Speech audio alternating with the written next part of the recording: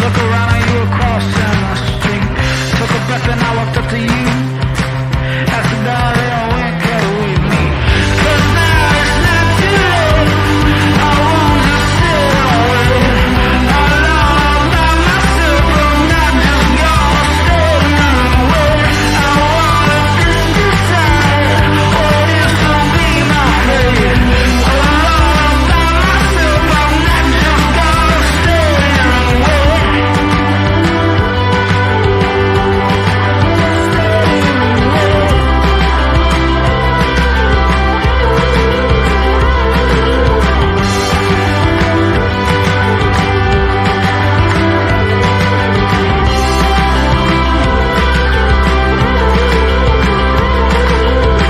But now it's not too late. I won't just sit away alone all by myself. I'm not just gonna stay here and wait. I wanna just decide what is to be my fate. Alone all by myself. I'm not just gonna stay here and wait.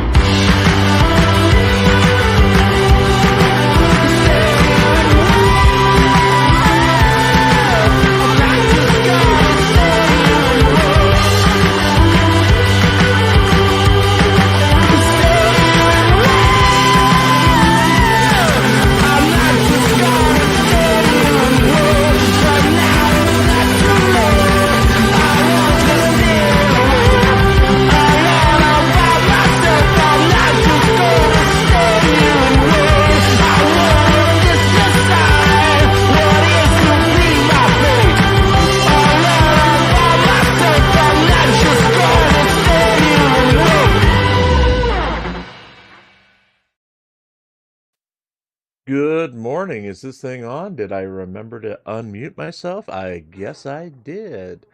Good morning again, everybody, and welcome to the Week in Review. I'm Jim Finch, and tonight we'll be covering June 2nd through June 8th, 2024. There was a lot of news last week, and if you missed anything, you can either listen to this broadcast, listen to our playlists of earlier shows, or even go back and start listening to the individual stories in our Stories playlists. Couple of announcements. Hold on. I had a thing here. Let me find it. Let's play it because no one saw it last time.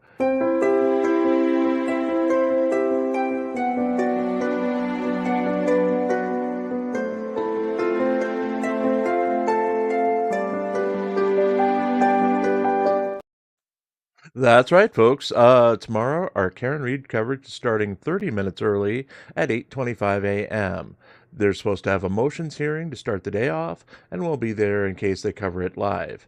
If not, we'll start the day off with Drunk Gurl and a very angry Hank to start the day.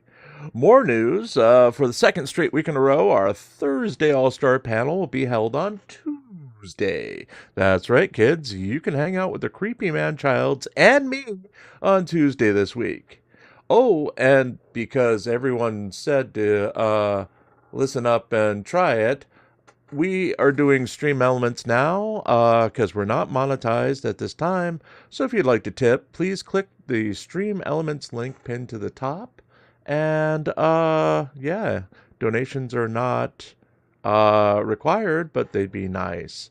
Much like the other place, it's set up to take PayPal, and I'll be reading any messages that come through at the end of the show because most of this is pre-recorded content. Tipping is not required again, but hey, it helps pay the bills and keeps us eating. With that, on to the very, very long Week in Review.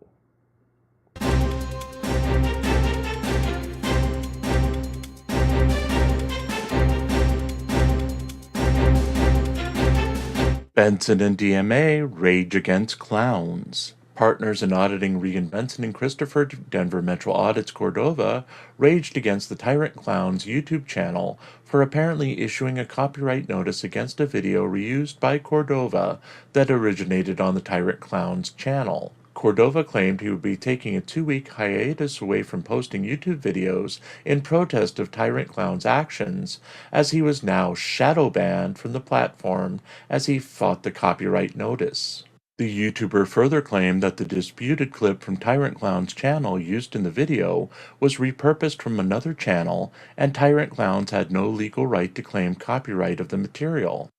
Cordova talked about his feelings on getting a copyright strike in both a recent YouTube community post, reshared by Benson, and a lengthy YouTube video. Critics of Cordova were quick to point out the hypocrisy of Cordova's statement, as he apparently has an issue with others using his work and has no problems issuing copyright strikes of his own when he feels his works have been reused without permission. While Cordova may use the distinction that it was his original content and not repurposed content that received copyright strikes, others may point out that Cordova's alleged misuse of the copyright system leaves him no legs to stand on in this fight. Continuing with Cordova updates, we were recently given access to the Correct Court listener page to follow Cordova's ongoing attempts to appeal his conviction for filming inside a Social Security Administration building and failing to comply with the directions of official signs or the direction of a law enforcement officer. In his appeal, Cordova is challenging the laws involved, jurisdiction of law enforcement, and is claiming that the area he was arrested in was a public lobby in which filming would be otherwise permitted. After a lengthy delay, both Cordova's appeal brief and the United States reply brief have been filed in the case. Thank you to Discord user Paul Berry for providing the correct link to follow the case with.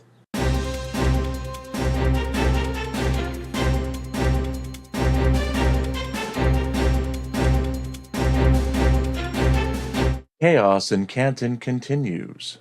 As Monday is quickly approaching, the drama in Massachusetts has continued over the weekend, with factional fighting splitting the forces of Karen Reed and the anti-Karen Reed forces having their own difficulties. Starting with the ongoing Kate Peters/Grant Smith-Ellis feud, Saturday saw Peter claim that Smith-Ellis was threatening to send a secret government agency to kill her. She claimed she was sarcastically and patiently awaiting the secret military force to come take her life on Saturday as she sat outside her house enjoying the day. There were no public statements by Smith-Ellis to reflect his status of leader of this secret government agency that was poised to eliminate a single mom in Massachusetts. The majority of his tweets focused on the actions of Aidan Turtleboy Kearney, but as we've seen, when it comes to the Commonwealth, anything can happen. Speaking of Turtleboy, Aidan Kearney admitted late in the week on a Turtleboy live broadcast that he was running a money-making scam when he was involved with Karen Reed. This was echoed by Tom CPU, who admitted that everyone was making money off the case in their own way. Kearney was commenting on Nick and Jenna Rocco's time as the leaders of the so-called Free Karen Reed movement, and Reed's apparent statements in support of the pair, and her lack of statements in support of Kearney. Kearney wrote off the lack of endorsement by Reed due to the fact that the Roccos are making money for her in a money-making scam. Kearney later backtracked and retweeted a photo posted by defense attorney David Yannetti. Yannetti's photo featured Reed and her defense team and indicated how proud he was of the team that was assembled in the name of justice.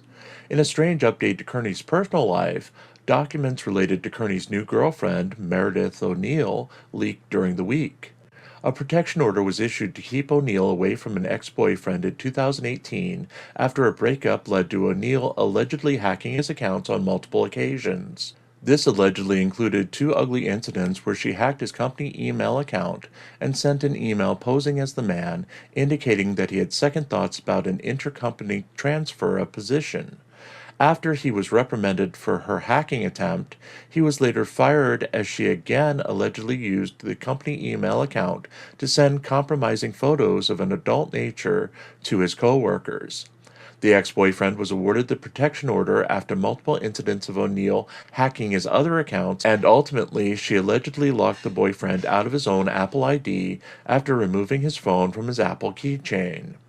While there are no signs of drama letting up in the Commonwealth, we would recommend Turtleboy taking measures to protect his accounts from future hacking. Just a thought as we wrap up our Chaos in Canton segment.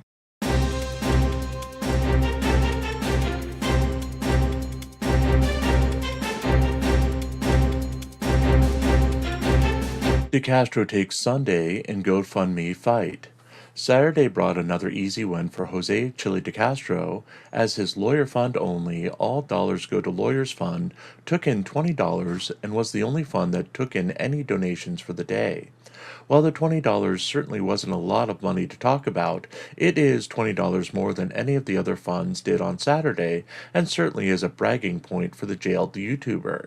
That said, DeCastro's other funds were completely ignored, which should be a warning sign for the YouTuber, as his people have again forgotten to promote his GoFundMe URLs in new content. It would not be a surprise if his funds put up goose eggs for Sunday. Turning to the health of the other funds we follow, yesterday we looked at the drawing power of Jose de Castro's GoFundMes for the month of May. Today we'll expand this review to the rest of the campaigns. Overall, the 14 campaigns that we follow took in a total of $2,303 for the month. As previously mentioned, $1,309 of that money came from funding put towards de Castro's overall campaigns. Individually, the story is dire for some of the funds, so let's take a look.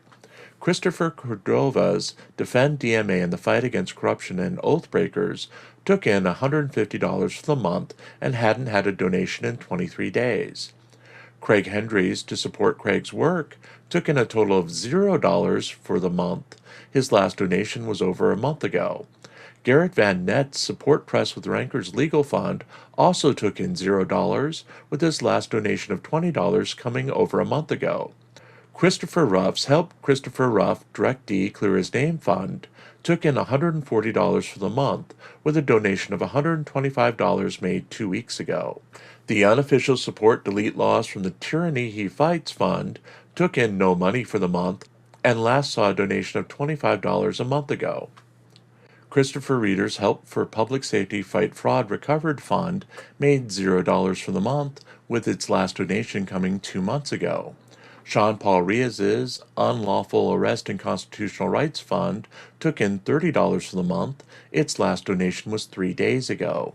Riaz's Support the Fight Against Tyranny and Corruption Fund drew $649 for the month, topping out all of the non-De Castro funds. Its last donation came 2 days ago. LIA's Fund Legal Defense Against Unlawful Arrest Fund drew $25 for the month, with that single $25 donation coming 19 days ago. LIA's Help with Criminal Defense Attorney for Case Fund drew $0 for the month and last saw a donation 4 months ago. LIA's Help LIA Legal Fees to Fight Tyrants lawsuit also drew $0 for the month and last saw a donation 2 months ago. The total result saw half the funds we cover receive goose eggs for the month. The other half, without De Castro's contributions, saw roughly $1,000 go to their coffers. Even with the addition of De Castro's take, $2,303 drawn by some of the most influential YouTubers in the industry for May has to be a source of ongoing concern as June marches on. As always, if you'd like to contribute to our own funding, we do have a GoFundMe of our own located in the scroll below. All proceeds go to keeping the lights on, eating, and writing new stories to feature here and on ReallyCoolSite.org.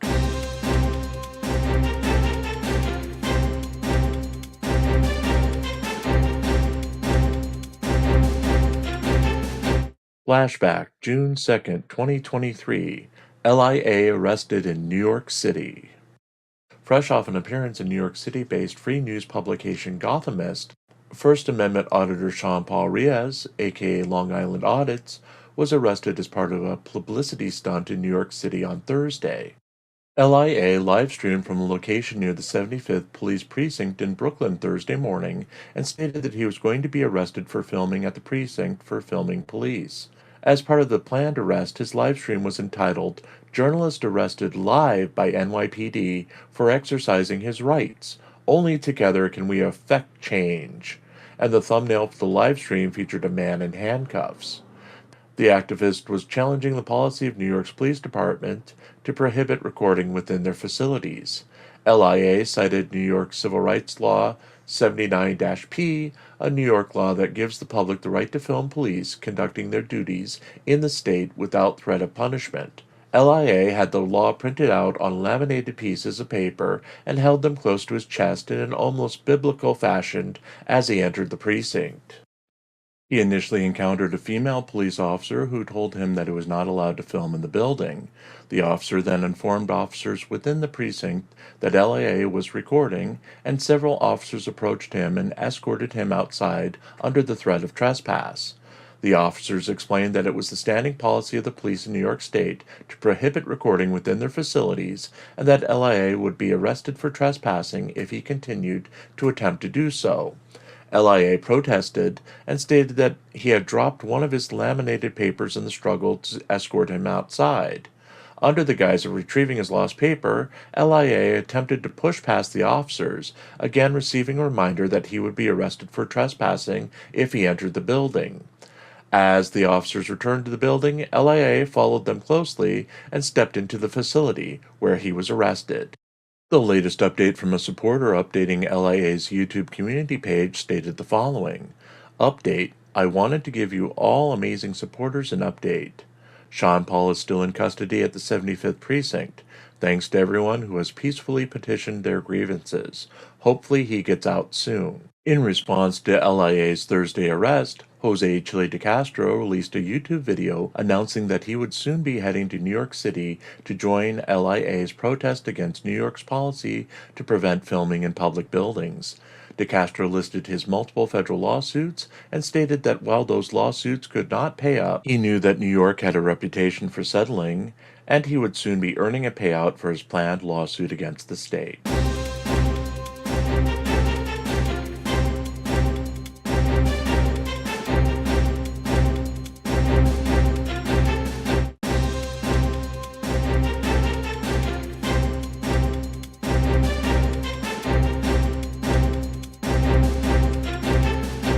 No winners in GoFundMe race for Sunday. As we predicted, all the GoFundMe campaigns we follow resulted in goose eggs for Sunday, June 2nd, 2024. It wasn't a big prediction. None of the major players put out videos that directed their viewers to donate. It's just that simple. If you don't tell your viewers that you need the funds, or that you're hard up for cash, they're not going to pitch in and help. Also, as expected, Jose Chile de Castro's recent surge in donations finally tapered off after several days of gains. This, again, was due to the simple fact that de Castro is not putting out content on his channel, let alone content that is directing his followers to support him through his campaigns. Every single video on de Castro's channel had been a promotional tool to feed the product line and his crowdsourcing campaign. If de Castro is good at anything, it's the fact that he can get his viewers to shell out their hard-earned cash in droves on levels that no one else can do. His falling out with Brian Here's the Deal Young impacted him greatly. Young didn't share de Castro's views on everything, but he had the mindset of an auditor or a sovereign citizen, even if his presentation was lacking. Young brought a legitimate alternative to de Castro that could be maximized into news shorts and produced videos. Again, while not on de Castro's charisma level, each video with an actual auditor helps keep his audience that has been without de Castro to guide them and will be without him for another 2 months. If Young could have been taught to pitch the products and the campaigns, things wouldn't have been great, but they would have more than assured that the money was still coming in.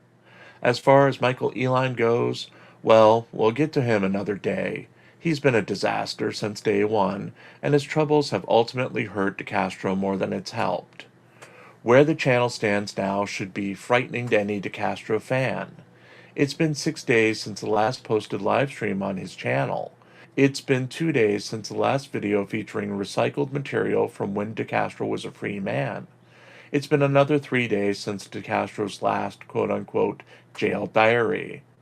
While his editor is still cranking out shorts, none of the content other than the jail diaries goes over the top in promoting products or making any actual attempt to promote the GoFundMe campaigns.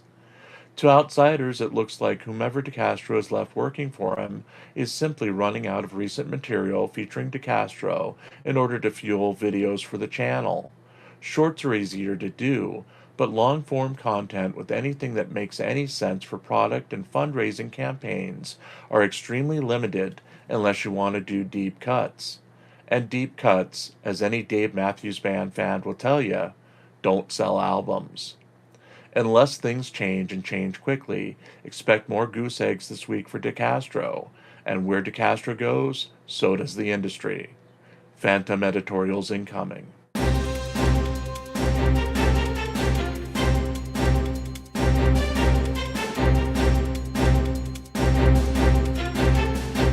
Glenn Serio panics in Mukilteo.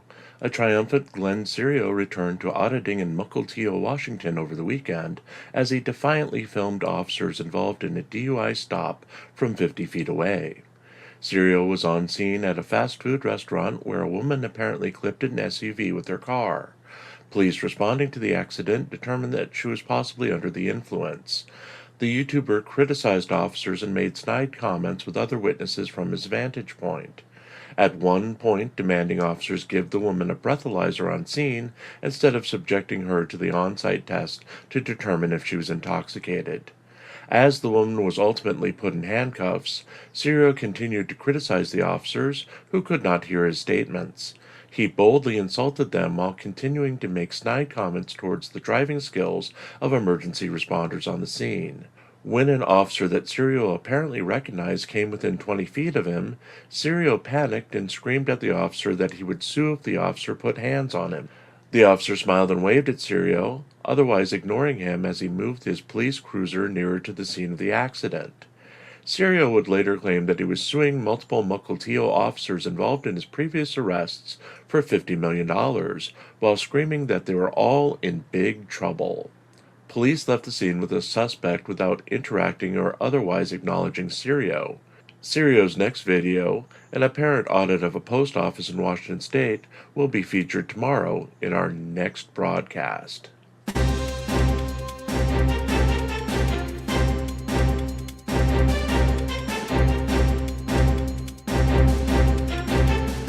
Wallace expects viewers to buy him a car.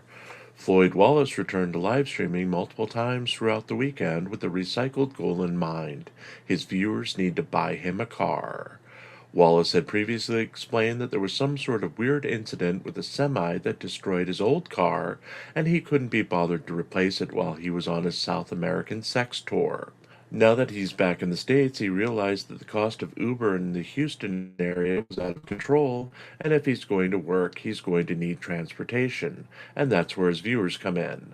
Amazingly, his fans have responded to his pleas, and his goal for a car went from needing $760 on Saturday morning to needing $170 to buy his dream vehicle on Sunday afternoon. That dream vehicle? A 2005 Chrysler Sebring, on sale for the low price of $1,800 on Facebook Marketplace. There are no details on the car's history or if Wallace has insurance to run the vehicle. He did claim at various points over the weekend that he had lost both his passport and his license coming back into the United States last week. So it'll be a few weeks before his replacement license comes in and he'll be able to legally drive any vehicle he picks up. Addressing his dating life, Wallace has made the decision not to date while in the state of Texas. He claimed that he did not want women to know where he lived or what his true identity was, which is similar to how he operated while overseas. He was still planning on going to Nebraska with whatever vehicle he could get his hands on, and had planned to stay there for a few weeks while cold approaching women and filming for future content for his foreign-only channel. Wallace still had not decided if he was going to return to auditing or not. He continued to propose changing his foreign-only channel into a combination auditing/travel vlog that focused on his two loves, interacting with police and interacting with loose women. His next court date for charges of obstructing an officer in Oklahoma comes in mid-August. He may have made up his mind about his future by that time.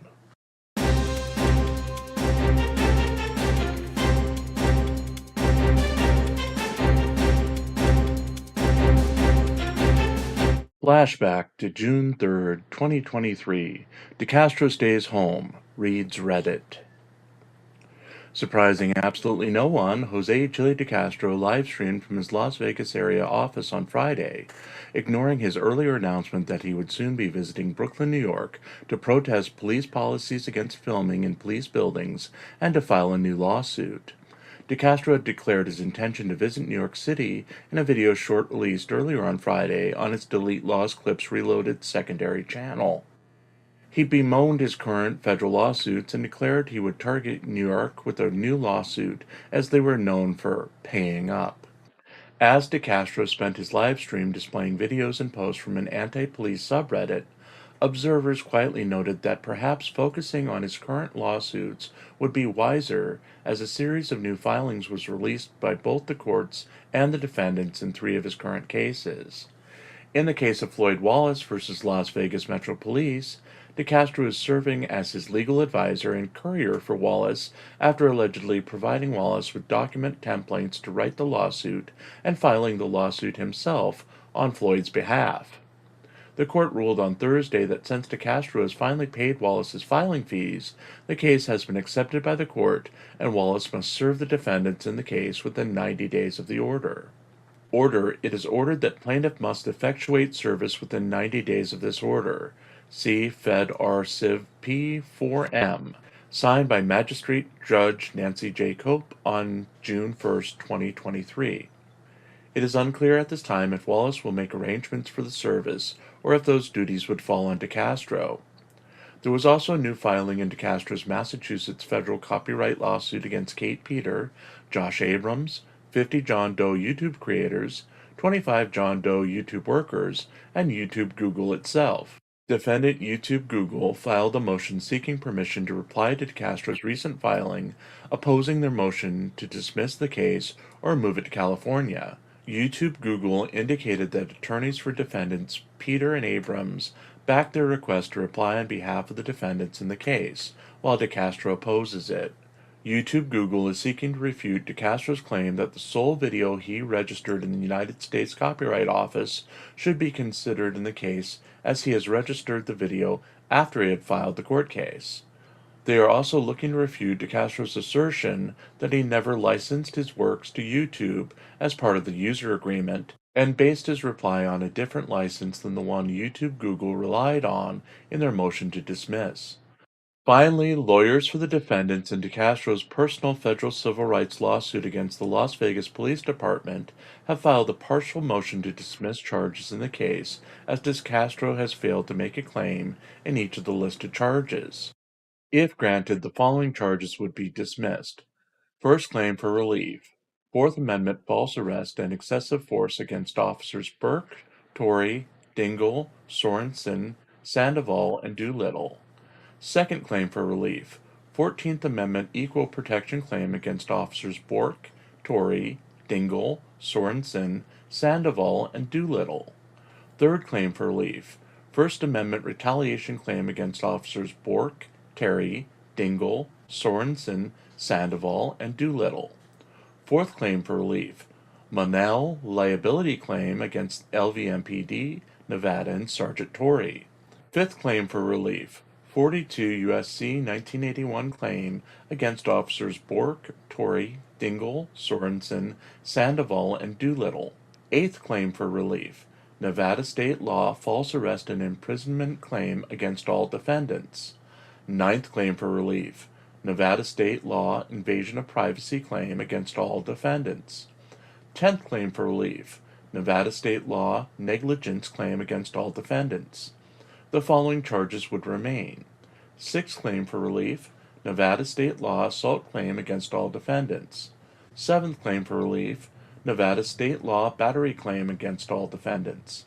DeCastro has a deadline of June 15, 2023 to respond to the motion.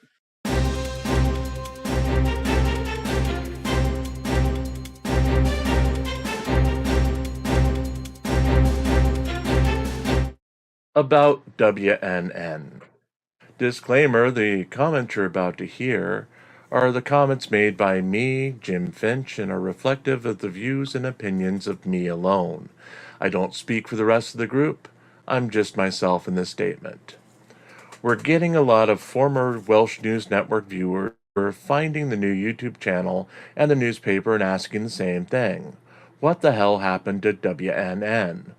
WNN as we knew it died a few weeks ago. The kind of full story can be found on Irish Demon's channel. Just do a search for Welsh News Network there, or search for Dan, mainly Dan. The group of former WNN hosts who have been ready to make statements made statements on Demon's channel about the situation. That includes me, Shuggy, and Pope Phil so far. Out of respect for the group, we're limiting our statements to what personally happened to us and letting the others tell their stories as they're ready. The same things that have always been in question about Dan were the things that ultimately brought him down. His military service claims, his claims of where he lived, his claims of extensive wealth, and most importantly, what was going on with the charity donations he'd collect on the show, and did the money go to the causes WNN raised money for? When asked to put up or admit things weren't what they seemed, in my view, Dan essentially went silent and ran, after promising he'd send proof through a solicitor of some sort at a later time. Which, in my personal experience, means that he'll make up a reason why he can't answer at all. Dramatic incident, we've seen this hundreds of times before. Return after that incident has gained him sympathy, and never talk about the things that we wanted answers about again. Until the next time it came up, and then he'd just repeat the process. Right now, he promised the group an answer to questions we posed to him weeks ago, and after sufficient time, his solicitor apparently died in the snowbank because he's never coming through with actual answers. The group left WNN in a unified fashion. Becca has closed the WNN portion of their formerly shared private Discord. She moderates her Really Cool News from time to time, but out of all of us, she's taking the time to deal with the ramifications of Dan. Shuggy has gone on to make appearances here and there, and has made a name for himself as he helped expose the truths about Dan. He appears on panel shows here from time to time, and remains the same Shuggy you know and love. Hope, Phil, Hank, and I have been working hard on the Karen Reed murder trial coverage here on Really Cool News and on our weekly panels. We've been taking a new approach to things, and it's been much more relaxed now that we can be ourselves, and it's our agenda running our shows. It's been a big change for everyone. Dan impacted so many people, and his ghosting of everything left a gigantic hole in the community, and there are natural questions to be asked. I think as a group we've answered what we can for various reasons. Irish Demon brought a whole world of answers during his many live streams on the subject, so please go there and listen to what he has to say. The one person who isn't talking is Dan. Take his silence at face value. I take it as a sign he's ghosted everyone.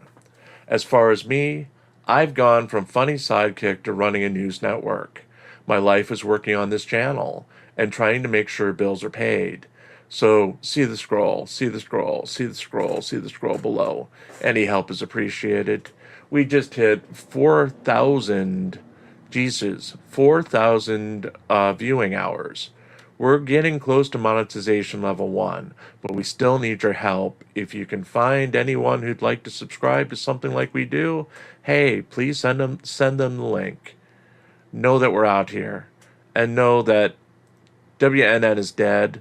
We're cleaning up the mess that Dan left behind, and we're moving forward under the guise of Really Cool News. And we love it that you're with us and supporting us through this, and we'll get through this as a community. That's all I have to say right now.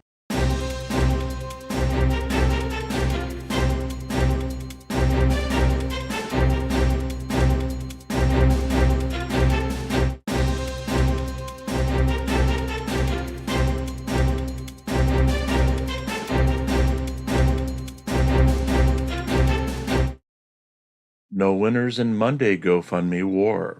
There are days when it's disappointing to be right. We had goose eggs again, as we predicted yesterday, so the headlines again is simply no winners for Monday's GoFundMe war. It's simple. If you're not going to tell people about your product, they're not going to go looking for that product. The same goes for your campaign to raise money. It's not some old baseball movie. If you build it, you have to tell people about it, or they will not come. We're just as guilty of it. Almost every other day we forget to include the little passage about our GoFundMe campaign and fail to take our own advice. That results in days going by without mentioning it, and days going by without receiving a donation. It's easy to forget and it's easy to ignore, but the fact is it's happening so often, it doesn't help our case. just like it doesn't help any of the auditors involved in the campaigns we follow when they get out of the habit of asking for help. Jose Chile de Castro almost got it on Monday. His latest jail cell phone call / whine about doing hard time in a medium minimum area actually showed the name of one of his campaigns clearly, but again failed to provide a URL or make a direct pitch to his followers that he's in dire need of help. Christopher Denver Metro Audits Cordova was another one who had a ton of screen time last night, going live with partner in auditing Regan Benson, but didn't take the opportunity to promote his URL or his products, or even his channel, as he ranted and raved and sucked the life out of the room during his speech in Inglewood, Colorado. Life is about opportunity. You only get so many times to get eyes on you. Even the self-proclaimed best auditors in the world need to remember that if they want to dig themselves out of the deep financial holes they find themselves in. That said, if you'd like to contribute to our own funding, we do have a GoFundMe of our own located in the scroll below. All proceeds go to keeping the lights on, eating, and writing new stories to feature here and on ReallyCoolSite.org.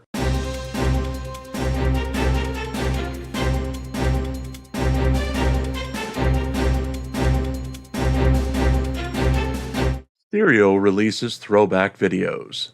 Glenn Serio apparently returned to the 2020-era auditing over the weekend as he released 2 audit videos taken at post offices in the Seattle area.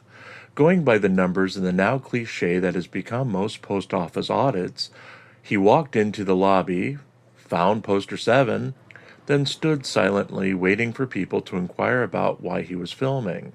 Once engaged, Serio would defend his right to record while insulting and belittling the subjects of his scorn in front of a live studio audience for clicks and views.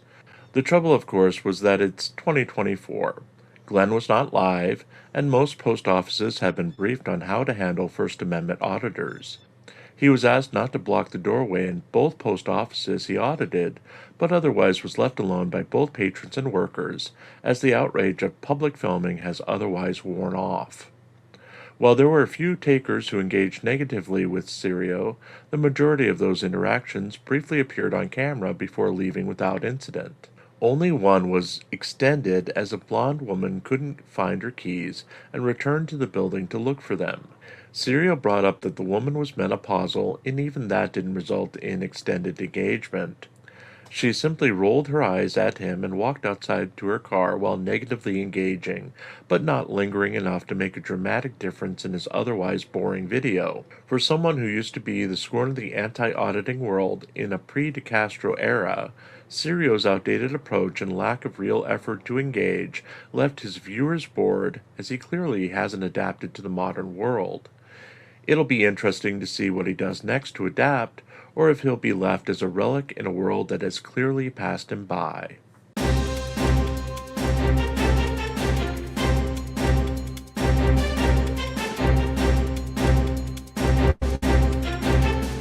Denver Metro Audits and Regan Benson lead chaotic night in Inglewood.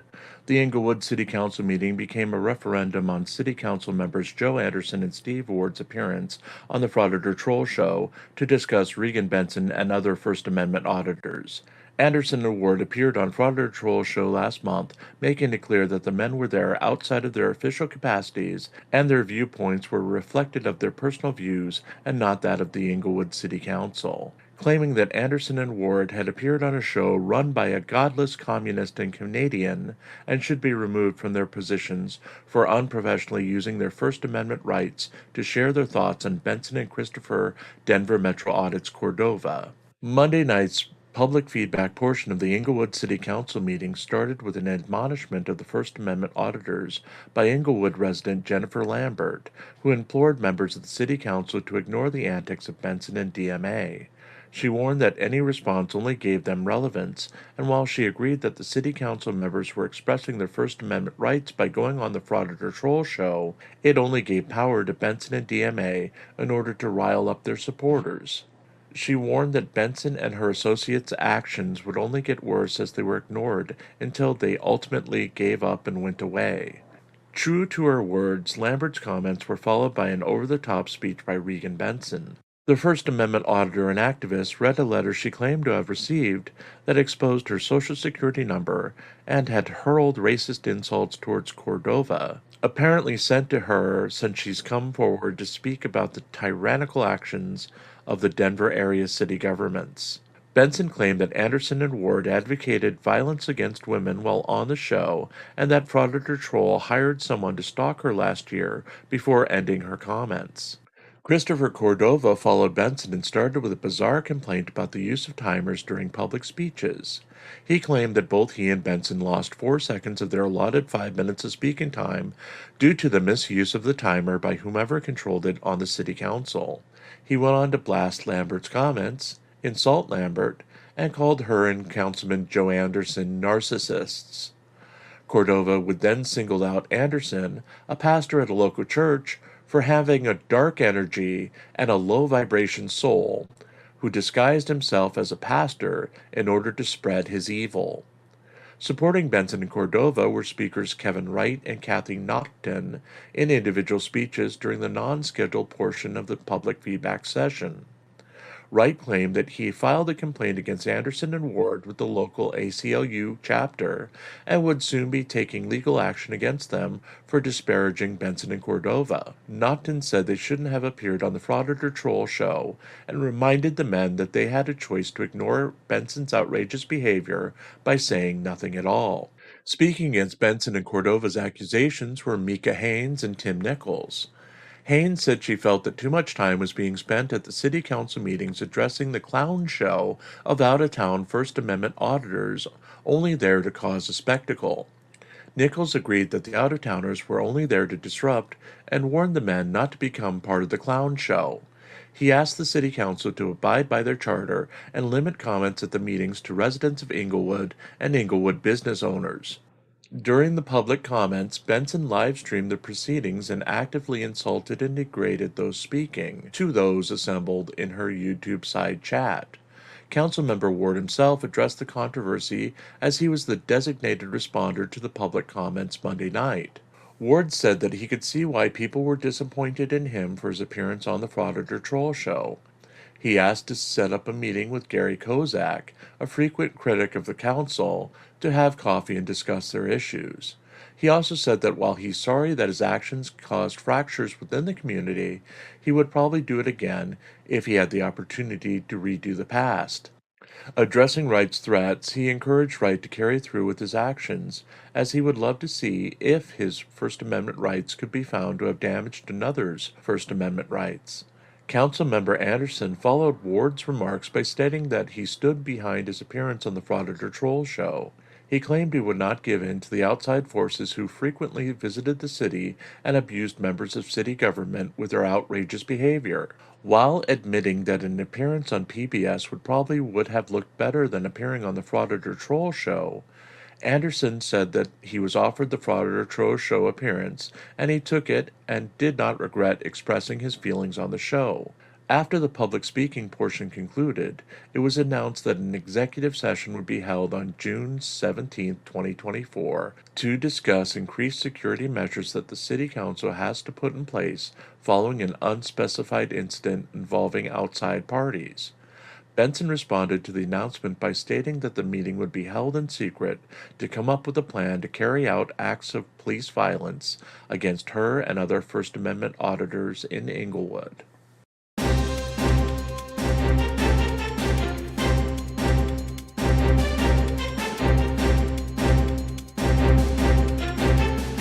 Benson uses recycled hate mail at Inglewood City Council meeting.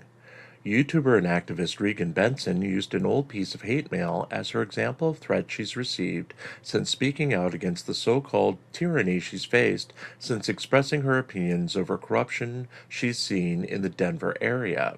The letter contained hate speech and racial remarks directed at both Benson and sidekick Christopher Denver Metro Audit's Cordova, exposed Benson's Social Security number, and gave the impression that a threat on her life was imminent. Benson followed up her dramatic reading of the letter at the biweekly Inglewood City Council meeting by explaining that her personal information had been leaked last year and now had been leaked again.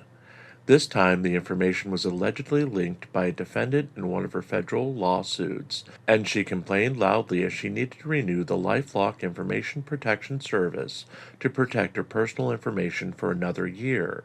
Benson also dramatized the threat she was under, supposedly based on the threat from the letter, in her speech to the city council. She claimed, with no offer of proof, that the Inglewood Police Department would soon be using violence to chill her free speech as they did not like her viewpoints. After she finished speaking, she would eventually leave the meeting room and enter the lobby, where she accused 3 Inglewood police officers of being mindless thugs who would not hesitate to put a bullet between her eyes if ordered to do so by Inglewood Police Chief Sam Watson. Again, Benson's display of fear and over-the-top reaction was supposedly based on the letter she received, threatening her with death. The problem, of course, was that the letter was not new. It's been featured before in a supposed threat to Benson. Back in January of 2023, Benson accused the supporters of Kate Peter for sending the letter containing the threat and the exposure of her social security number. Benson left a reference to the Masshole Troll Mafia in as she read the letter, tipping everyone who had followed Benson for some time that she had recycled the threat to her and her family in her address to the city council. With Benson threatening lawsuits against the Inglewood City Council, it's unclear why she would accuse them of being involved in a clearly old threat to her family. It continued a pattern of outrageous behavior on her part, but clearly could be dispelled if she uses it as evidence in court.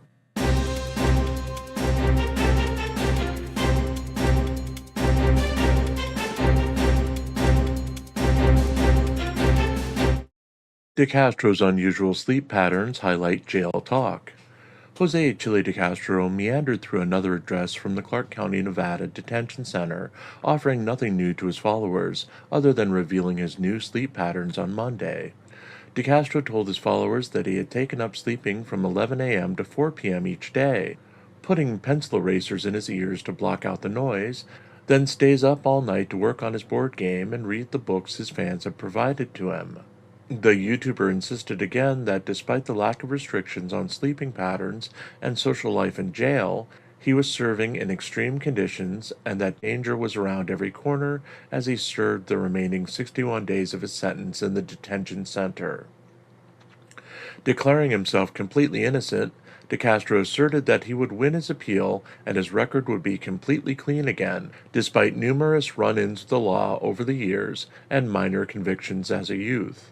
DeCastro also promised a huge settlement once the verdict was overturned, but broke down later, claiming that he was too proud to beg for help, reminding his viewers that their donations and gift baskets keep him alive in jail and thanking them for it.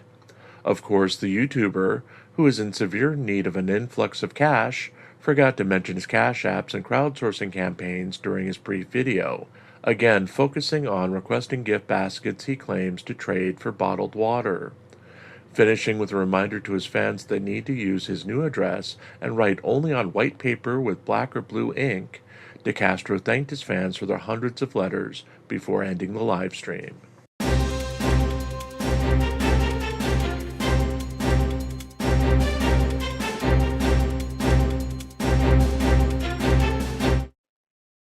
Flashback, June 4th, 2023. Regan Benson rage quits in Denver.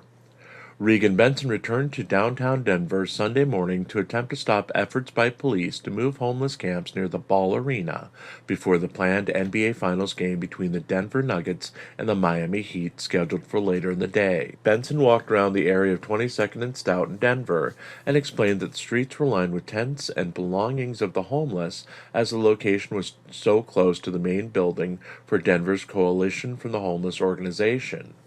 Even though the city used fencing, large rocks, and planters to discourage the homeless from making shelters on the sidewalks in the area, dozens of tents and makeshift structures could be seen in the area as Benson walked with an unidentified older gentleman and talked about police efforts to clear the street.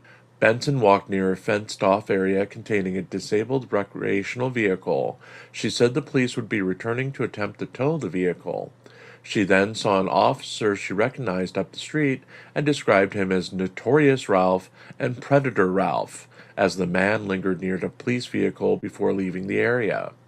The older gentleman again joined Benson as she examined the fenced-in area. Benson pondered what would happen if there was an emergency and someone needed medical treatment within the area.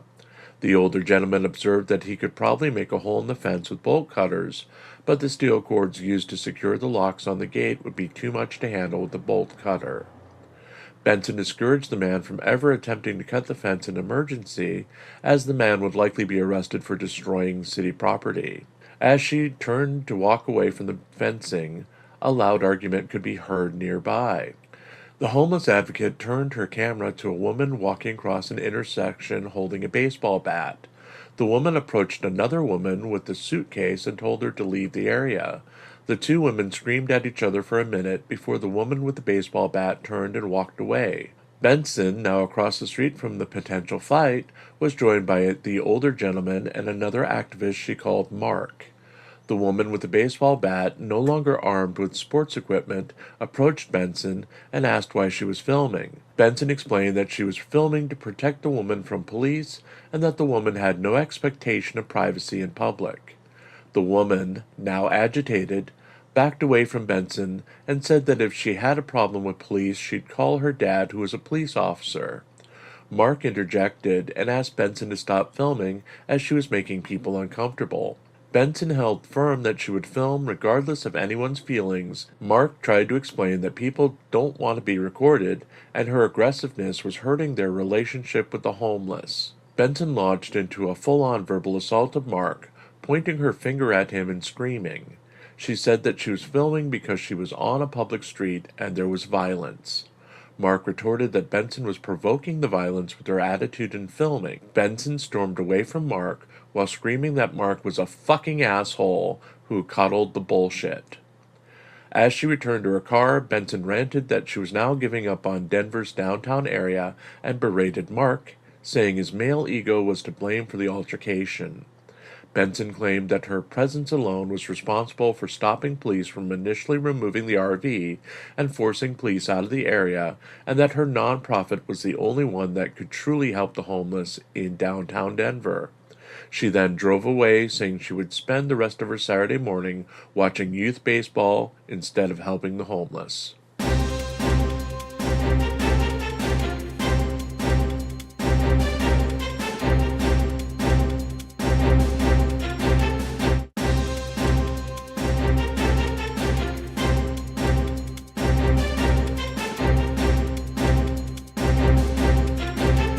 More goose eggs in Eline's suspicious broadcast. Tuesday saw more goose eggs come out for all of the campaigns that we follow, including those of Jose Chile de Castro, who saw some notable, unusual activity on his YouTube channel. After our recent expose, De Castro's minions addressed some of our criticisms and upped the production of short video content, and, of all things, a Michael Eline hosted livestream on De Castro's channel did 57,000 views as of press time. There had always been rumors of De Castro buying viewers and buying subscribers. On days where his non-short content surged above the averages on his channel, it was easy to accuse him of it because the YouTube algorithm didn't normally pick up his content. Also, the fact that De Castro's viewership would often increase by the same percentage every day and would drop off each month in the same days gave evidence that his channel could have had monthly buys of subscribers that ended in specific dates. Since De Castro's incarceration, and evidenced on Eline's own channel, 57,000 viewers doesn't come easy to content with Michael Eline hosting it. It's suspicious as there were under 200 likes and comments as press time, and the side chat replay didn't seem active for all of those viewers. But YouTube hasn't reacted, though many people have reported the content. In the absence of everything else, and as illogical as it sounds, maybe Eline simply got lucky, and 55,000 more viewers than normal came to see one specific live stream he's done on De Castro's channel and quietly watched without interacting. Maybe they did, maybe they didn't. But as usual, no URLs were shared, and De Castro again brought in goose eggs for the day. Viewership only counts when viewers are converted into participants. Participants on a scale of 57,000 would like, share, subscribe, and probably donate. But they pinky swear it's a true number. It's up to you to decide if they're somehow wrong. If you'd like to help us out with a pinky swear, we do have a GoFundMe of our own located in the scroll below. All proceeds go to keeping the lights on, eating, and writing new stories to feature here and on ReallyCoolSite.org.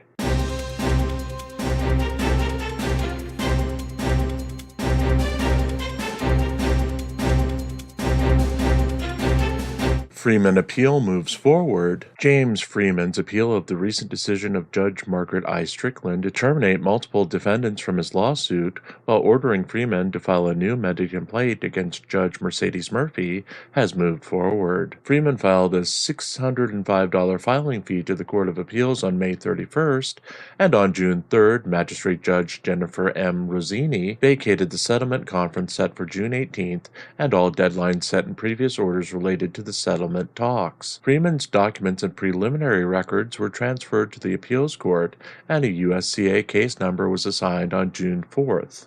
The appeals court has not officially indicated that it will hear the appeal as of press time. Therefore, the initial briefing from Freeman's team has not been filed as of yet to detail the extent of Freeman's claims or to detail what exactly Freeman is appealing at this time.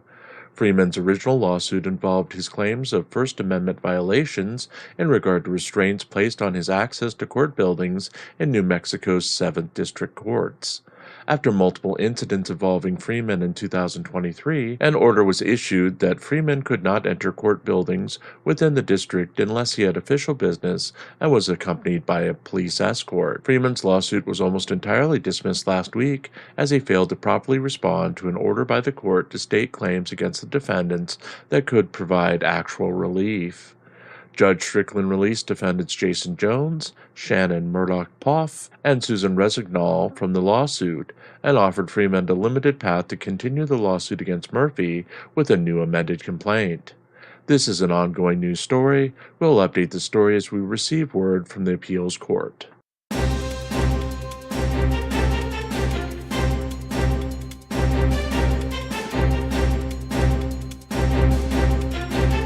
More setbacks for Dollahide family. Both Jason and Heather Dollahide suffered separate setbacks earlier this week as the currently divorcing couple faced new legal challenges. A bench warrant was issued for Heather Dollahide on Tuesday after she failed to appear for a court appearance for charges of the unauthorized use of a vehicle. Dollahide is facing a $10,000 bond, and there are no notations in her file on the Oklahoma jail website that she has been taken into custody as of press time. Jason Dollahide suffered a blow on Tuesday as well when he was ordered by Judge Patrick R. Wyrick to respond to the defendant's motion to dismiss in a civil lawsuit seeking $25 million. The male Dollahide, who lists Heather Dollahide as a co-plaintiff in the case, has been ordered to respond to the motion to dismiss by June 11, 2024. It is unclear if Jason Dollahide has been aware of developments in the lawsuit, as he is currently housed in the Norman, Oklahoma Detention Center. His attorney recently ignored the court's order to file a new amended complaint that would either show cause as to why each of the named defendants should not be dropped from the case, or drop the defendants from the case in the amended complaint. The lawyer essentially filed a letter stating that Dollahide would not protest having the defendants dropped from the lawsuit, instead of providing the amended complaint. This resulted in the defendants pushing to have the entire case dismissed. There has been no reply from Jason Dollahide to the new orders as of press time.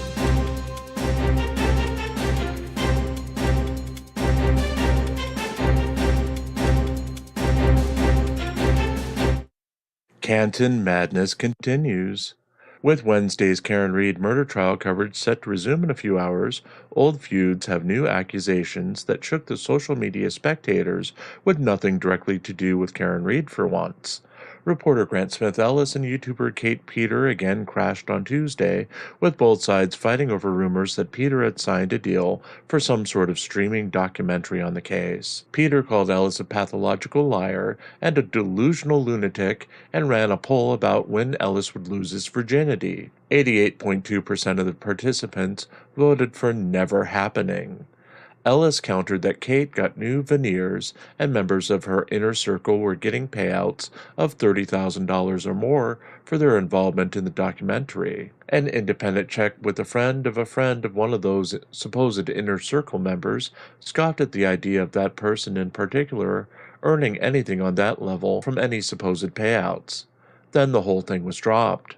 On the other side, Turtle Boy Aidan Kearney appeared to offer a unified front to the supporters of Karen Reed, though he was still deeply impacted by developments in the case as rumors he circulated about evidence in the case were dispelled on Monday. The supposed missing shoe and missing belt belonging to John O'Keefe were found in police evidence photos, which resulted in new accusations that the photos were doctored before their display in court. Testimony about police searches finding shards of glass from Reed's broken taillight from those who handled the evidence were again discounted by Turtle Boy and Karen Reed supporters, Turtle Boy himself leading the charge that the pieces of taillight were obvious plants by the police, and that's why they survived a 60-mile trip to the police impound where they were found.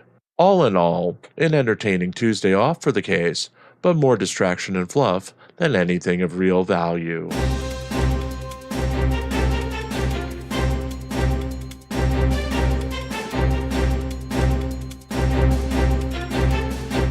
Flashback to June 5, 2023. Glenn Serio mental health questioned.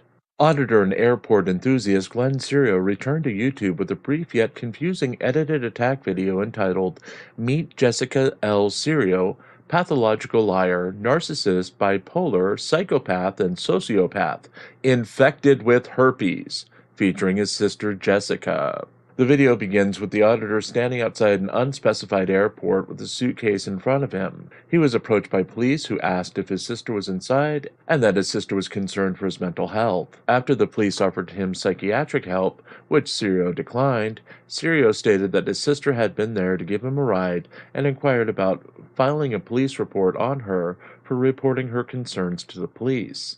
The police explained that it was not a crime to report someone who was apparently suffering from mental distress and that Serio could not live at the airport. Serio retorted that the officer who was addressing him would be less successful asking a woman out on a date than Serio would, as the officer was bald. After a jump cut, Serio's sister exited the airport but turned around and re-entered the airport after Serio began to verbally assault her. Serio began screaming that his sister committed a felony for telling police that she was afraid that he was going to hurt himself. Another jump cut followed and Serio was now interacting with an airport representative that had been seen in prior videos. After inquiring what airline Serio had a ticket for, which he declined to answer, the worker explained that she had called police and would ask for the police to escort him from the building. Yet another jump cut followed, and Serio was now seen following another airport worker. The officers who had spoken to Serio earlier again approached him and inquired about his mental status. Serio declined having thoughts to harm himself, and the video ended with Serio making another insult towards the bald police officer.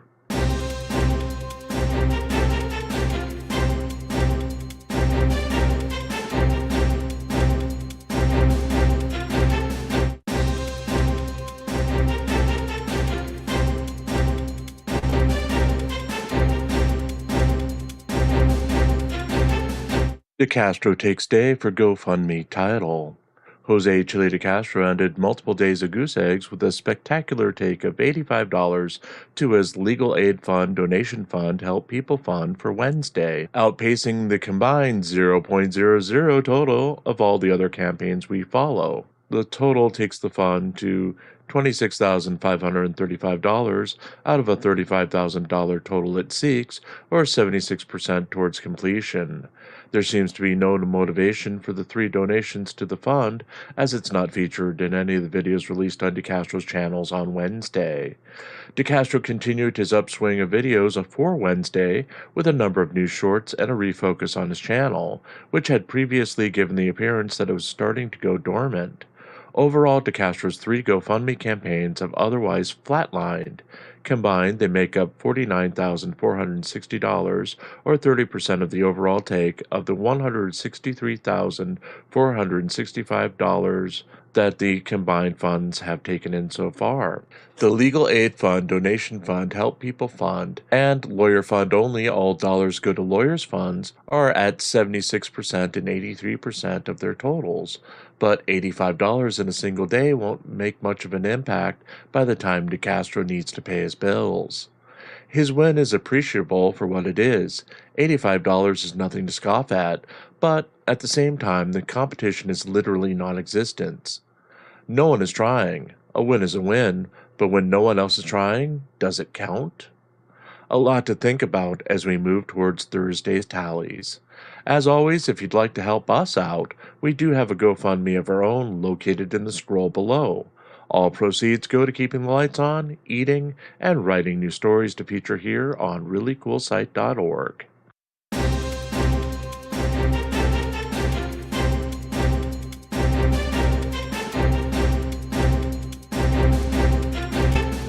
Craig Hendry has pre-trial in Greene County.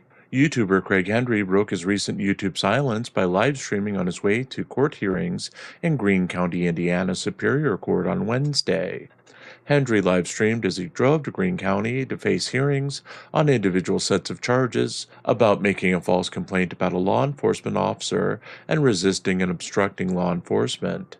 In his 10-minute live stream, he spoke out against the criminalization of public speech and claimed that he was truthful when he told a city council that law enforcement acted illegally when they carried out a warrant at his house when he wasn't there. He asserted that all of his statements pertaining to the illegal activities of the officers would be found to be truthful. As for the second case, he claimed there were issues with probable cause, as he was alleged to have shined a flashlight into a police vehicle. The charge carries up to a year in jail. The YouTuber called judges and prosecutors the actual criminals and contended that he would be holding a victory live stream after the event. He also rallied against the court's rules against recording in the building, implying that the legal system was providing cover to the illegal activities by the courts. Hendry is not represented by attorneys in either case. The ultimate outcome of the day was Hendry's making a false statement pretrial conference being rescheduled for July 2, 2024 at 9 a.m. The hearing for the obstruction charges was apparently an administrative event that was held, with the next court date also set for July 2, 2024 at 9 a.m. That event is a motion hearing where Hendry is seeking summary judgment. According to a community post on Hendry's YouTube page, the delay was due to a scheduling issue. He claimed that a jury trial was double booked in the room where his pretrial was scheduled, so he would meet with prosecutors at the later date.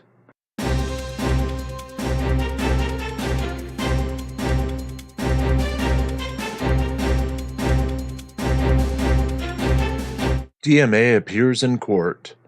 Frauditor Troll made headlines on Thursday with his claims that Christopher Denver Metro Audits Cordova was due in court for a hearing in his appeal of his 2023 conviction of recording in a Social Security building. Cordova's appeal had been lingering within the system for some time, with the opening brief by Cordova coming in April and the response brief by the prosecution coming in May.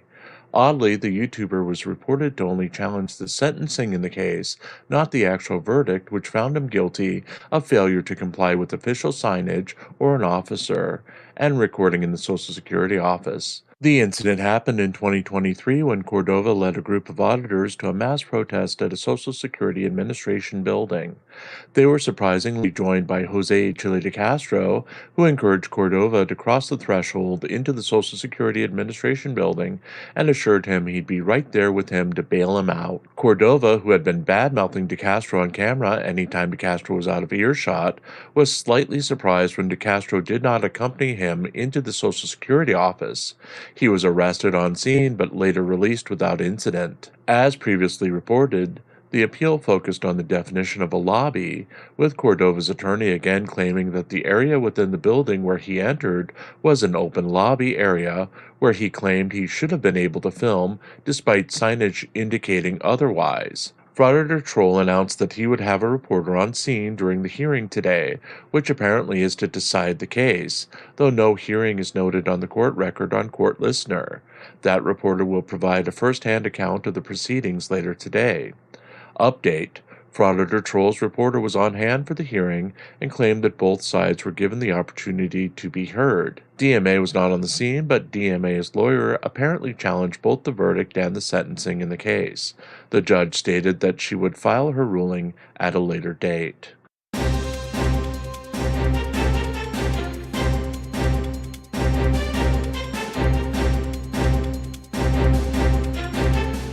Wallace to leave America? After a week back in the United States, Floyd Wallace is apparently pondering a return to Colombia, Brazil, Thailand, and the Philippines sometime later this year after he wrapped some things up. Wallace claimed that this was in response to inquiries by numerous women who missed him in each of the countries who were begging for his return and unaware that he had returned to the United States. The YouTuber said that while he would be technically able to return to Colombia and Brazil immediately, he was eyeing a return to world traveling in October as he needed to get a new Cash App card, apply for a credit card, get his new driver's license, and purchase a new car before he could leave the country. Updating his attempts to buy a car, he asked his followers what a title loan was and why he should be concerned if the vehicle he was interested in purchasing had one attached to it. His chat informed him that it was essentially a lien against the car, preventing the title from being transferred until the money was paid. Even with that news, he expressed interest in obtaining the car since the debt was not his to pay. Wallace did not mention his pending criminal jury trial selection scheduled for August as one of the reasons he needed to stay in the United States. Indicating he needed to leave for Nebraska soon, he still claimed it was a top priority for his travels before returning overseas.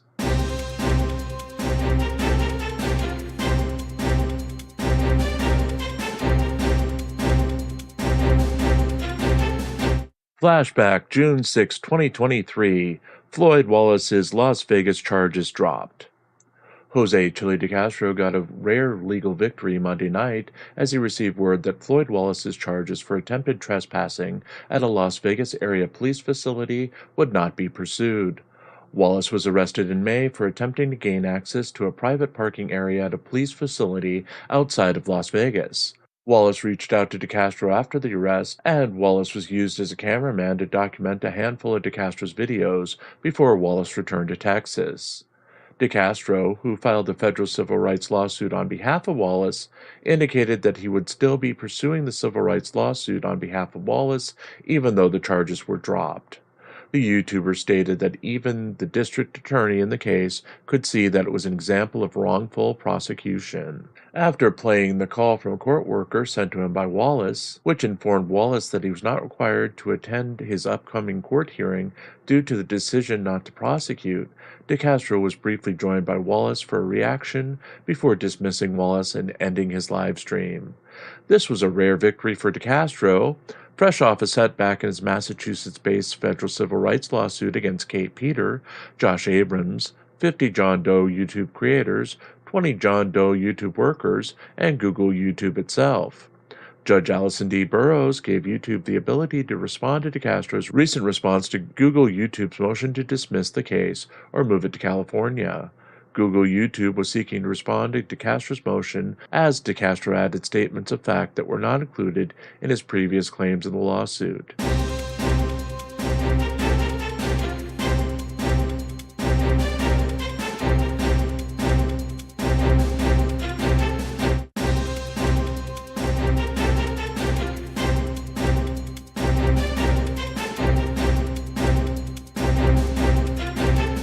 Prosecution responds to DeCastro appeal. The respondent's answering brief was released on Thursday in Jose Chili DeCastro's appeal of his recent Las Vegas conviction for obstruction of a police officer and interference in a crime scene. DeCastro's lawyer had previously been granted a motion to overstep the boundaries of the court's page-length rules in filing his briefing for this case, and this is the state's reply to that extended briefing and 100-page appendix. Reading a lot like boilerplate responses, but very effective boilerplate responses, Chief Deputy District Attorney Alexander Chen's response to DeCastro's submission essentially decimated the YouTuber's arguments. The arguments start with Chen's assertion that while DeCastro was not arrested for filming, therefore his First Amendment rights were not violated, there are still time and place limits on the First Amendment. Essentially, because DeCastro claimed to be press, it affords him no other special rights when it comes to crime scenes or anywhere else. During traffic stops, for example, the First Amendment does not give a member of the press the ability to interfere with that stop in the course of their journalistic duties. Based on numerous rulings, the First Amendment right to film can be restricted in order for police to take reasonable steps to maintain safety and control to secure crime scenes and accident sites. While Officer Bork couldn't tell DeCastro to move on just for filming, an argumentative and insulting DeCastro refusing to move to a safe distance was an example of where limits of the First Amendment would apply. Attacking DeCastro's idea that the laws were unconstitutionally vague, Chen wrote that NRS 197.190, one of two laws DeCastro was charged with breaking, was recently upheld as constitutional in February of 2004 by the Nevada Court of Appeals. DeCastro's further assertions that he was a well-known journalist and known by police to be nonviolent cannot carry any more weight or provide special treatment to him in his role as press. What was found by the court was a direct example of a violation of the law as written.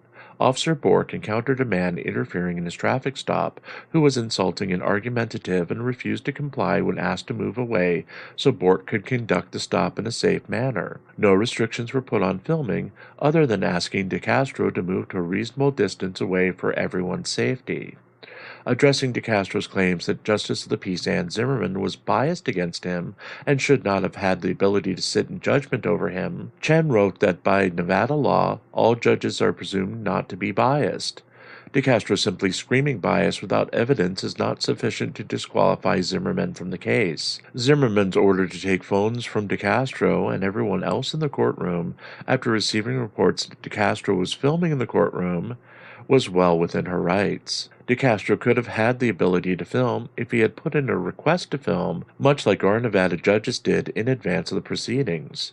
The general ban on filming applies to all times within the courthouse, including the break time DeCastro is now claiming he filmed in, and permission must be obtained in order to do any filming. Finally, DeCastro's claims of lack of effective assistance from his attorney fail, according to the Chief Deputy District Attorney, as DeCastro showed no obvious bias or failings on the part of attorney Michael Mee. DeCastro's claims that Mee failed to submit DeCastro's own footage of the incident fail, as the submission of footage would not have changed the outcome of the trial, as the same information was already presented by the body cam footage of the prosecution. While DeCastro made the accusation of bias and ineffective counsel, much like with the rest of the accusations he made in the appeal, an accusation without evidence to prove his claims is not enough to reach the legal standards he needs to be successful in his arguments.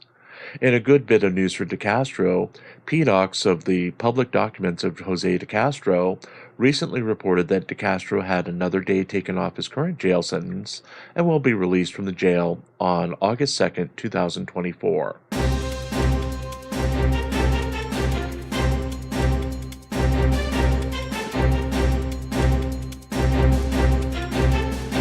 New motion in Karen Reed case. Reporter Grant Smith Ellis released a copy of the Commonwealth's motion that was briefly referred to at the end of Thursday's proceedings in the Karen Reed murder trial. Reed is on trial for allegedly killing boyfriend John O'Keefe in January of 2022 after backing into him during a snowstorm. The motion was an objection to the defense's attempt to add last-minute witnesses to the case. One of the witnesses, Dr. Marie Russell, who the defense wants to testify about bite marks they allege had been found on the arm of the victim, was not disclosed until 2 weeks ago, with an actual synopsis of her expertise delivered a week later.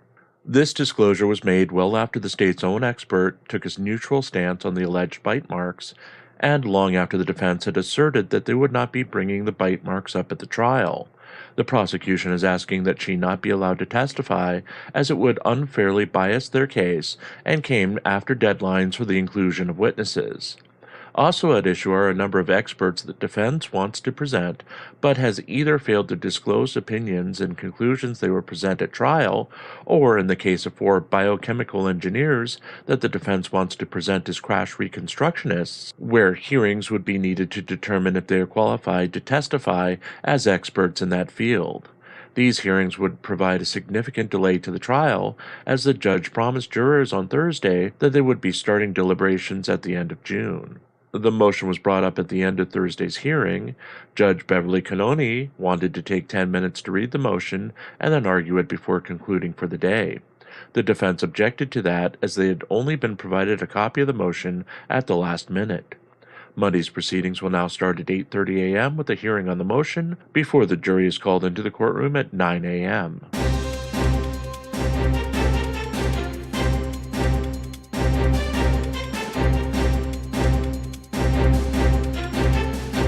DeCastro wins Thursday. Is he listening to us? Jose Chile DeCastro seemed to have heard the persistent cries of do better from us who follow GoFundMe markets as he initiated changes on his channel over the past week, which may have led to his GoFundMe win on Thursday. DeCastro again outpaced all other campaigns we follow by actually taking in money to their campaigns, and earned the win with a ginormous take of $200 from a single donation to his legal aid fund, donation fund, Help People Fund. Thursday's changes saw Brian Here's the Deal Young return to the channel to promote DeCastro's product line, using DeCastro's famous trifold as a green screen behind him, and cover a wide range of topics in a more Chile-like approach to auditing. Young and DeCastro had previously been at odds with one another over comments made by Paul and Slave on a live interview presented on Young's Here's the Deal channel. Young appeared to agree with Paul and Slave's criticism of DeCastro for claiming to be a constitutional law scholar while relying on lawyers in his criminal cases when he lacked the actual knowledge to defend himself. The YouTube also seemed to agree with Paul and Slave's comments that DeCastro should stop whining about his time in jail and serve his time like a man. Young's return to live hosting on DeCastro's channel did a respectable 6,600 views in the 14 hours since it went live, but alas, could not compare to the numbers put up by Michael Eline's last appearance on DeCastro's channel. That appearance supposedly organically brought in 58,000 views since going live earlier in the week. While that number was nowhere reflective of the viewing numbers that Eline's lives do on DeCastro's channel or on Eline's own channel, it has to be disappointing to the team, as they did so many things right in their latest presentation to right the sinking ship and bring in donations, and weren't rewarded by massive viewing numbers that Eline got earlier in the week. They promoted the products. They showed examples of the product. They even put an actual auditor up to host and connect with DeCastro's audience. It worked, as DeCastro took in $200 to one of his GoFundMe campaigns without even mentioning the URL for the campaign. But there's still the comparison to Eline's huge numbers that will always dog them until they can reach the point where they can match his successes on DeCastro's channel. As always, if you'd like to help out, we do have a starving GoFundMe campaign of our own located in the scroll below. All proceeds go to keeping the lights on, eating, and writing new stories to feature here and on ReallyCoolSite.org.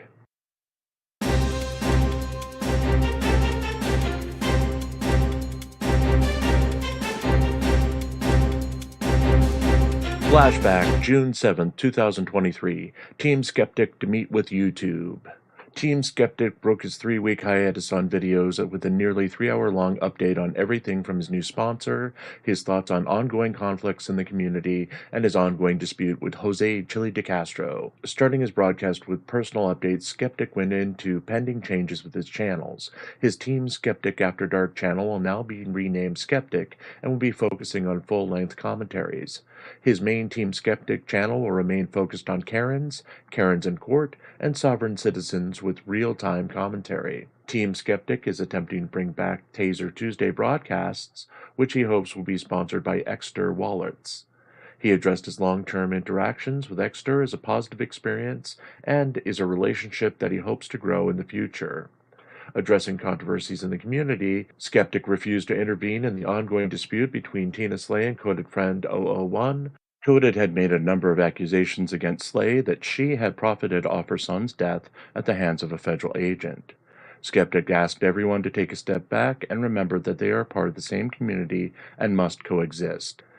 On the subject of Chili DeCastro, skeptics said he's had around 14 to 15 notices from YouTube regarding Jose Chili DeCastro's attempts to bring copyright strikes against his old videos, all of which failed. DeCastro currently has 14 days to respond to Skeptic's current counterclaim against the latest, with a federal lawsuit filed in Skeptic's home state for the claim to stand.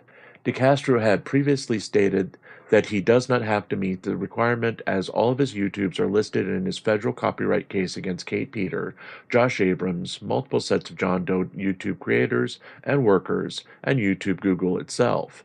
YouTube disagrees with him and has denied every copyright claim that he has handled in this manner. Skeptic went on to state that he has a June 13th meeting with his YouTube Partner Program manager. Skeptic had refused the Partner Programs manager's previous offer to set up a meeting between Skeptic and a representative of safety and security, as he did not want to quash DeCastro's First Amendment rights to speak. Changing his mind, Skeptic says he will now cooperate with his Partner Program manager and take his complaints to the safety and security team. While he's unsure if the meeting will result in actions taken against DeCastro, it will at least produce a record of DeCastro's alleged abuse of YouTube's copyright system. DeCastro had previously attempted to obtain a protective order against Skeptic, which failed as DeCastro was unable to serve Skeptic before the court's deadlines. A similar situation most recently played out as DeCastro named Skeptic in the amended harassment and defamation case in his civil complaint against Kate Peter. DeCastro missing the deadline to prove service of Skeptic by over 20 days. We'll be updating the story with more developments as they happen.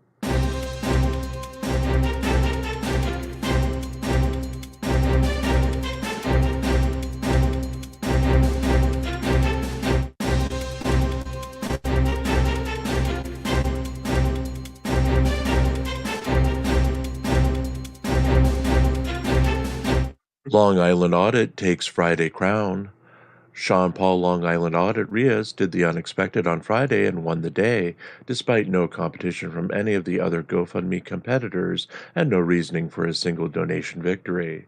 Rias made a whopping $10 in donation on Friday, outpacing everyone and strangely even outpaced Jose Chili DeCastro, who is riding high with a string of victories over the week after revamping his YouTube channel.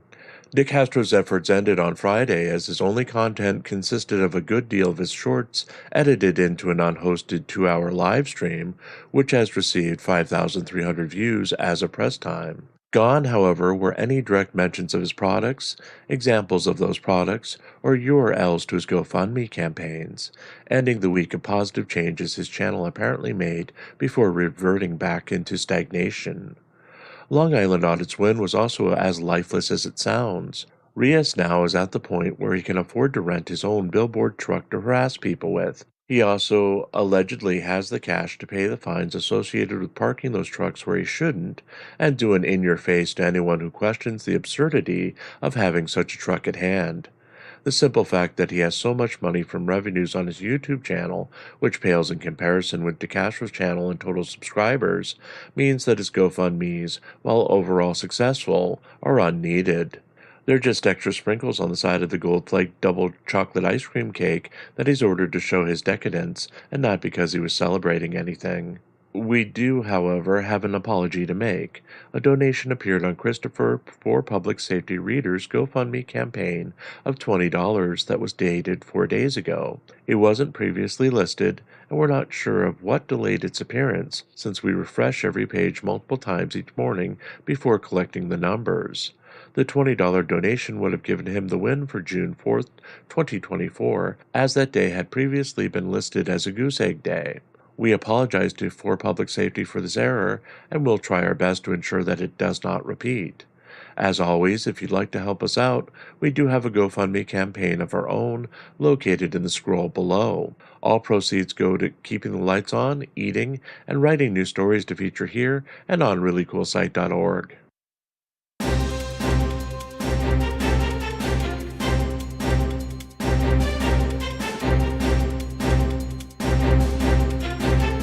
Regan Benson live streams from Denver.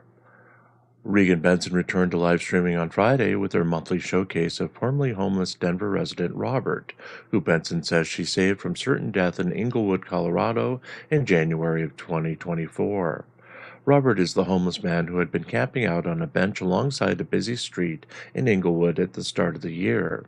Inglewood police had just cited him for public urination when Benson got involved, determining that Robert could not walk.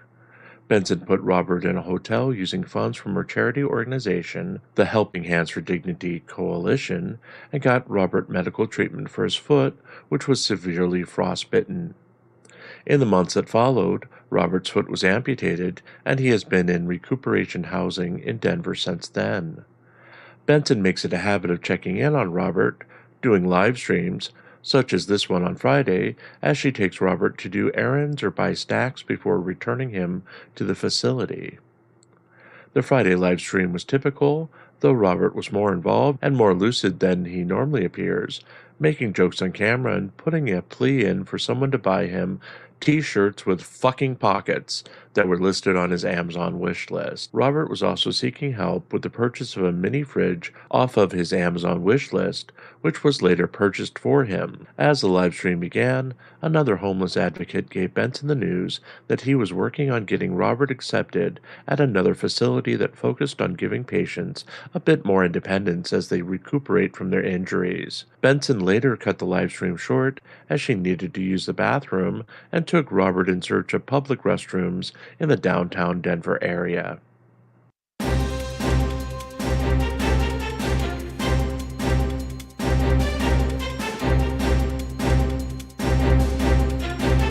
Jeremy DeWitt refuses plea deal. Police enthusiast and convicted sex offender Jeremy DeWitt turned down a plea deal for 9 outstanding charges in Florida on Friday and will be going on trial for those charges on June 13th. According to both the Jeremy DeWitt Show by Police Tube's Uncle and So You Dated a Police Impersonator, Love Shane YouTube channels, DeWitt reportedly turned down an offer where the prosecution would drop 2 of the 9 charges against him in exchange for an overall sentence of 9 years in prison. DeWitt is now expected to face up to 27 years in prison if convicted at next week's hearing. Due to Florida's laws, if DeWitt is convicted of federal tax evasion charges, that sentence will not be served concurrently and will start after his current possible sentence ends.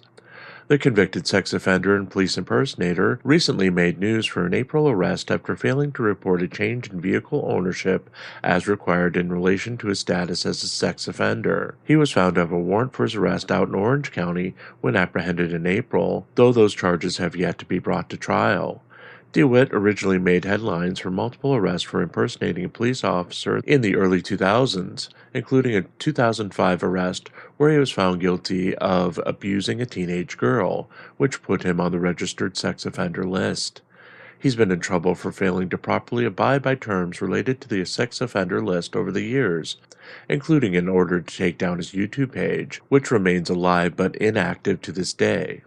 This is a developing news story.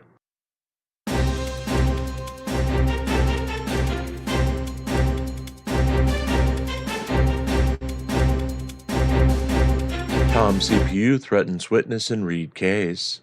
In an end to a very big week for the Karen Reed fan who goes by Tom CPU, he was the guest of Karen Reed's family at one of the hearings in her murder trial this week, and he finished the week by threatening prosecution witness Caitlin Albert. Caitlin Albert is the daughter of homeowner Brian Albert, whose home was the location where Boston police officer John O'Keefe's body was found in January of 2022. Karen Reed's defense team, through acolytes such as Tom CPU, have spread a rumor that Brian Albert, along with Brian Higgins and Albert's nephew Colin, murdered O'Keefe at a gathering at Albert's home and left him for dead in the front yard. Scorn has been placed on Caitlin Albert as again the same group of acolytes and Reed's defense team claim that Canton Emergency Service technician Katie McLaughlin, who attempted to save O'Keefe's life, allegedly lied about a lifelong friendship with Albert and was under instructions from Albert to say that Karen Reed said, I hit him," while at the crime scene. It is unclear what set Tom CPU off on Friday, but by Friday afternoon a snippet of Friday's live stream was circulating featuring the Karen Reed devotee threatening the life of Caitlin Albert and her future children, who Tom says he has plans for. Since this is the internet, within hours, Tom's threats were remixed and re-released by those who oppose the innocence of Karen Reed, with his statements being backed by a horror movie backing track. Tom CPU is best known for live streaming as he stands outside of the court hearings for both Karen Reed and Turtle Boy Aiden Kearney.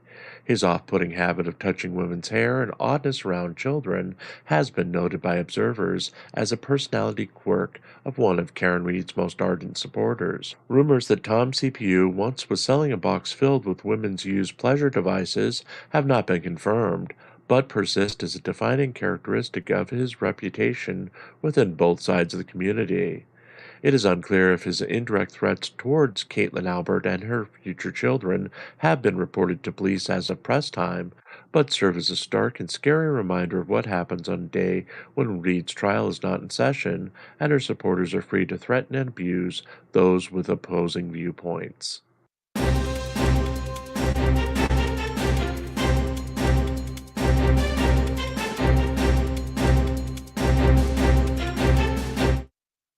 Flashback to June 8, 2023. Regan Benson arrested in Denver. YouTuber and homeless activist Regan Benson was arrested for the second time in 2 weeks at Denver's District 3 police substation Wednesday night. Benson arrived at the substation and started live streaming with the stated intention to attend the monthly Citizens Advisory Board meeting. As she passed through the front door, Benson walked past several signs that indicated that video recording was prohibited in the building. The YouTuber quickly found the community room, walked into the meeting, and headed directly to the group of police officers assembled at the back of the room. She then approached Sergeant Brian O'Neill and asked if it was okay to record the public meeting. He responded no and indicated that he needed to turn his body cam on. Benson walked past him, apparently in search of a chair to sit in, when she was grabbed from behind and a shadowy form of a police officer was seen as the video cut off. During the brief period that Benson's live stream feed was frozen after the arrest, a number of her community members reached out to the Denver Metro Police Department and confirmed the arrest. This is the second time in 2 weeks that Benson has been arrested inside the District 3 police substation. Her previous arrest resulted in a 20-plus hour detainment, which she recently described as triggering her kidney problems that resulted in pending surgery.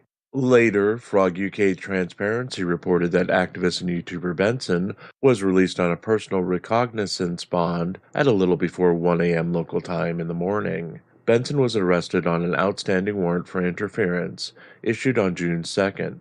It's unclear at this time what the warrant stemmed from, and we will update the story with updates as they come.